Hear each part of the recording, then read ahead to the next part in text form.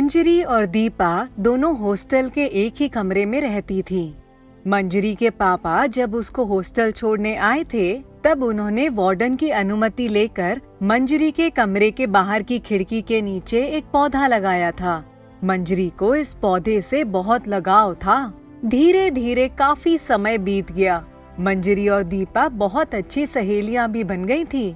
Deepa fine arts की छात्रा थी और मंजरी विज्ञान की। फिर भी उन दोनों का आपस में बहुत लगाव हो गया था। वे दोनों साथ साथ कॉलेज जाती और छुट्टी के दिन दोनों साथ साथ घूमने भी जाती। छुट्टी के दिन दीपा और मंजरी दोनों कहीं बाहर घूमने गए। वापसी के समय बहुत तेज बारिश होने लगी। दोनों बुरी तरह से भीग गईं। कमरे में आते ही दोनों ने अपने भीगे कपड़े बदले और गर्मागर्म चाय पी। लेकिन मंजरी को तुरंत छींकें आना शुरू हो गईं और उसको तेज बुखार भी हो गया। दीपा जल्दी से वार्डन के पास गई और उनको बुला कर लाई। उन्होंने अपने पास रखी दवाओं में से एक दवा मंजरी को खिला दी और कहा, अगर बुखार नहीं कम होगा तो कल सुबह डॉक्टर को बुला लेंगे। दूसरे दिन भी इसका बुखार नहीं उतरा। तब उन्होंने डॉक्टर को बुलाया। डॉक्टर ने देखा और उसकी कुछ जांच करने के लिए कहा। डॉक्टर का इलाज चलने लगा। सारी रिपोर्ट्स ठीक थीं। मंजरी का बुखार कभी कम हो जाता और कभी चढ़ता। दीपा ने उसके पापा को खबर भिजवा दी थी, लेकिन उसके पापा उस समय अपने किसी काम के सिलसिले में विदेश गए हुए थे। उन्होंने दीपा से और वार्डन से स्पेशल रिक्वेस्ट की थी कि मंजरी का ध्यान रखें।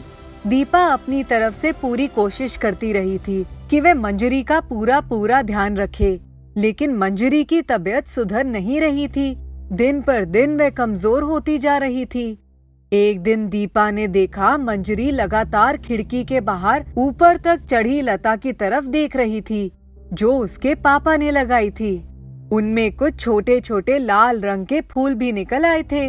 दीपा ने मंजरी से पूछा कि उन फूलों को इतनी तन्मयता के साथ क्यों देख रही हो? मंजरी ने कहा, ऐसा लगता है इन लताओं में ही मेरे जीवन की डोर बंधी है।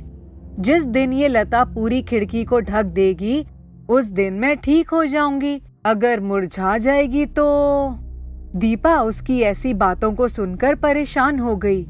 उसने कहा, तो क्या तुम पागल हो गई हो क्या? ऐसा भी कभी होता है?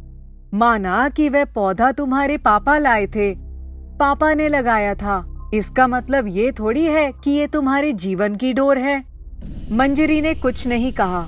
आंखों में आंसू भर के करवट बदलकर सो गई, लेकिन दीपा के कानों में उसकी आवाज गूंजती रही। वह जब भी अपनी क्लासेस से वापस आती, तब मंजरी की दवाइयों का बराबर ध्यान रखती, टेम्परेचर देखती। लेकिन दीपा को बीमार पड़े लगभग 10 दिन हो चुके थे। उसकी हालत में कोई सुधार नहीं हो रहा था। अभी भी उसके पापा के आने में 1 हफ्ते का टाइम था। एक दिन मंजरी जब सुबह सोकर उठी, तब उसने देखा लताओं में लगे लाल फूल झड़ गए हैं और उसके पत्ते भी पीले पड़ गए हैं। मंजरी बहुत ही भावुक हो गई और अपने बिस्तर पर ही सिसकियां भर रो रही थी। तभी दीपा की नींद खुली। उसने मंजरी को रोते हुए देखा और झट से मंजरी के पास गई और बोली, क्या हुआ? तुम्हें कोई तकलीफ है? मंजरी बोली, नहीं। देखो, आज सारे फूल झड़ गए और ये पत्ते भी पीले पड़ गए हैं। धीरे धीरे सारे पत्ते झड़ जाएंगे। दीपा ने मंजरी को प्यार से समझाया और बोली, तुम उन पत्तों को देखती क्यों हो? तुम्हारी दवा चल रही है ना? सारे टेस्ट के रिपोर्ट्स भी ठीक हैं। तुम ठीक हो जाओगी और 1 हफ्ते बाद अंकल आएंगे। तुम उनके साथ अपने घर वापस चली जाना। जब तुम वापस आओगी तो देखना ये लताएं फिर से हरी भरी हो जाएंगी और इसमें फूल भी आ जाएंगे। उसने मंजरी को समझा तो दिया, लेकिन उसके मन में एक योजना चल रही थी। उस दिन रात में मंजरी सो गई। तब वह बाहर की तरफ गई और उसने उन बेलों की तरफ देखा। वह बेल मंजरी की बिस्तर की साइड में लगी हुई खिड़कियों के ऊपर तक चढ़ी हुई थी। खिड़कियों के पल्ले कांच के थे, जिन पर अंदर से स्पष्ट दिखाई पड़ता था कि बेल सूखी है या मुरझाई है। मंजरी पेंट और ब्रश लेकर बाहर गई और उस कांच की खिड़की पर पेंट करने लगी। पूरी खिड़की को पेंट करने में उसे काफी समय लग गया। लगातार बारिश हो रही थी। वह बारिश में भीगती जा रही थी, लेकिन अपनी सहेली के लिए उसने पूरी खिड़की में लताओं और फूलों का एक सुंदर झुरमुट तैयार कर दिया। यहाँ तक कि उसको पेंट करते करते सुबह के 3 बज गए। अब वे अपने कमरे में वापस आई। तब वो बुरी तरह भीग चुकी थी। कमरे में आते ही उसने कपड़े बदले, अपने बाल सुखाए और अपने बिस्तर पर सो गई। सुबह जब उसकी नींद खुली तो उसने देखा कि मंजरी अपने बिस्तर में लेटी गुनगुना रही है। उसने मंजरी से पूछा, आज लग रहा है तुम्हारी तबीयत कुछ ठीक है। मंजरी खुशी खुशी बोली, अरे दीपा, जल्दी उठो ना। देखो तो आज लता कितनी ज्यादा हरी हो गई है और फूल भी बहुत सारे खिले हुए हैं। अब लगता है मैं बहुत जल्दी ठीक हो जाऊंगी। दीपा मन ही मन मुस्कुराई। सोचने लगी, इस पागल लड़की का कोई इलाज नहीं है। उस दिन के बाद से मंजरी के स्वास्थ्य में वाकई सुधार आने लगा, लेकिन दीपा को रात भर भीगने के कारण सर्दी जुकाम हो गया। 1 हफ्ते बाद मंजरी के पापा आए और मंजरी को वार्डन से परमिशन लेकर अपने घर ले गए। मंजरी बिल्कुल ठीक हो गई थी। उसके पापा उसको हॉस्टल छोड़ने आए। मंजरी भागकर सबसे पहले अपने उस पौधे को देखने के लिए गई। उसने देखा कि ये क्या, वह पौधा तो कब का खत्म हो चुका था और उसकी खिड़की पर इतनी खूबसूरत पेंटिंग बनी थी, जो अंदर से देखकर अभी भी ऐसी लग रही थी कि उसी पौधे की ढेर सारी लताएं हैं और उनमें नन्हे नन्हे फूल खिले हैं। जब वह दीपा से मिली तब दीपा ने उसको सारी बात बताई। मंजरी दीपा के गले लग गई और खूब रोई। उसने कहा, दीपा, अगर तू ना होती तो शायद मैं जिंदा ना बचती। तूने अपनी जान की परवाह किए बिना रात भर बारिश में भीगकर मेरे लिए पेंटिंग बनाई। मैंने तो यही सोच लिया था कि जिस दिन ये पौधा मुरझाएगा उसी दिन मेरी जिंदगी का आखिरी दिन होगा। उसके पापा पीछे खड़े ये सारी बातें सुन रहे थे। उन्होंने दीपा को बहुत धन्यवाद किया और मंजरी को समझाया कि मंजरी, कभी भी किसी चीज से इतना अधिक भावनात्मक जुड़ाव होना ठीक नहीं है। दीपा तुम्हारी सहेली है, वह तुम्हें अच्छी तरह समझती थी, इसीलिए उसने ऐसा किया। अगर दीपा ना होती तो तुम अपनी जिंदगी के साथ क्या कर लेती? इसी भ्रम में अपने जीवन के साथ खिलवाड़ कर रही थी। अब से हमेशा इस बात का ध्यान रखना। ये कहकर उन्होंने बाहर जाकर उस पौधे को जड़ से उखाड़कर फेंक दिया और उसकी जगह पर एक आम का पेड़ लगवा दिया। मंजरी से बोले कि माली से कह देता हूँ कि इस पेड़ की अच्छी तरह से देखभाल करें, लेकिन इसका मतलब ये नहीं है कि किसी की जीवन की डोर बन जाए। जब तक तुम लोग हॉस्टल में हो तब तक ये पौधा पेड़ बन जाएगा। तुम दोनों इसकी देखभाल करते रहना, बाकी उसके साथ तुम्हारा कोई लेना देना नहीं है। दीपा और मंजरी पूरी तरह से पढ़ाई में जुट गई। दोनों की पढ़ाई पूरी हो गई थी। जब वह हॉस्टल छोड़ने लगी तब दीपा और मंजरी दोनों ने उस आम के पेड़ के नीचे बैठकर खूब सारी बातें करी और उन्होंने वहाँ से विदा ली।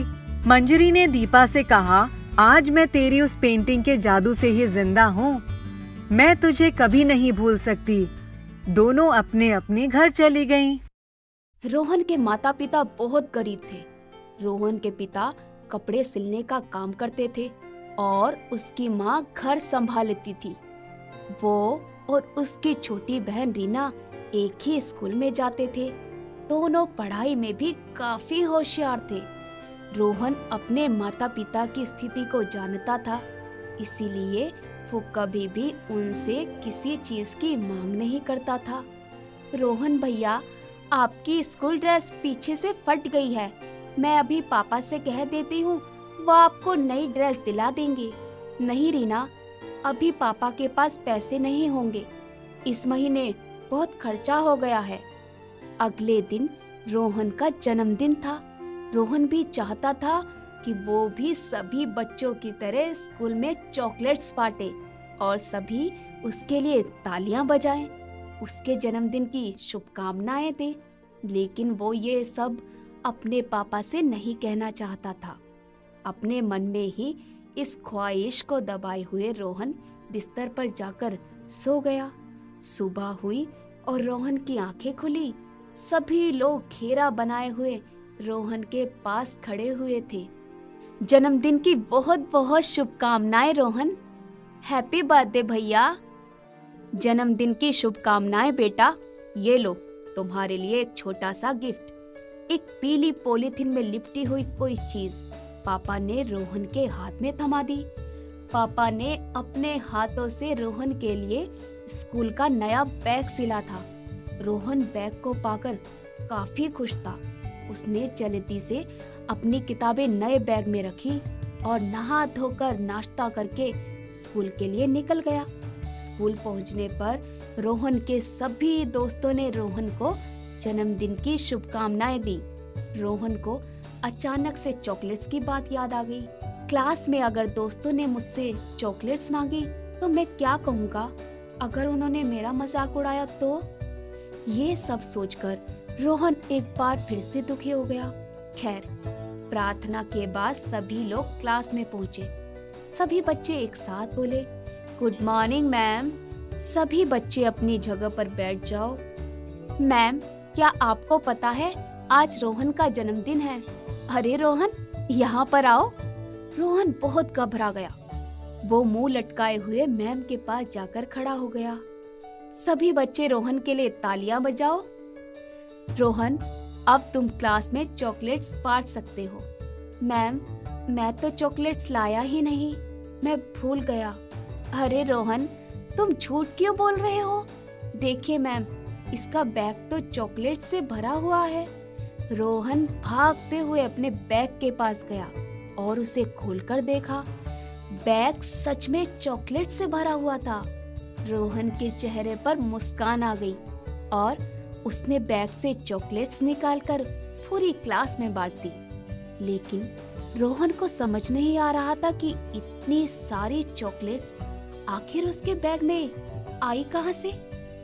स्कूल के बाद जब रोहन घर वापस गया तो उसने माँ से पूछा, माँ, मेरे बैग में इतनी सारी चॉकलेट्स क्या आपने और पापा ने रखी थी? नहीं बेटा, माफ करना, घर की चिंता में मैं पूरी तरह भूल गई कि जन्मदिन पर स्कूल में चॉकलेट्स बांटने हैं। माँ की बात से तो ये साफ लग रहा था कि उन्होंने बैग में कोई चॉकलेट्स नहीं रखी थी। रोहन इस सोच में पड़ा ही था कि माँ की आवाज आई, अरे रोहन, तुझे इतने सारे गिफ्ट किसने दिए? कौन से गिफ्ट? जो तेरे नए बैग में रखे हैं। ये देख, पेंसिल बॉक्स, बोलने वाला रोबोट और ये गुड़िया। किसने दे दी तुझे? इससे तो लड़कियां खेलती हैं। रोहन को अपनी आंखों पर यकीन नहीं हो रहा था। उसके मुंह से बस एक ही बात निकली, ये तो जादू है। क्या बोला? जादू? कैसा जादू? किसने दिए हैं ये गिफ्ट? और कौन देगा माँ? मेरे दोस्तों ने दिए हैं। रोहन ने माँ को जादुई बैग के बारे में कुछ नहीं बताया, लेकिन आज वो बहुत खुश था। आज उसने अपने सभी दोस्तों को चॉकलेट्स भी बांटी थी और उसे ढेर सारे गिफ्ट्स भी मिले थे। वो और उसकी बहन रीना कमरे में जाकर खेलने लगे। उसका ये जन्मदिन आज तक का सबसे अच्छा जन्मदिन था और ये सब जादुई बैग के कारण ही हुआ था।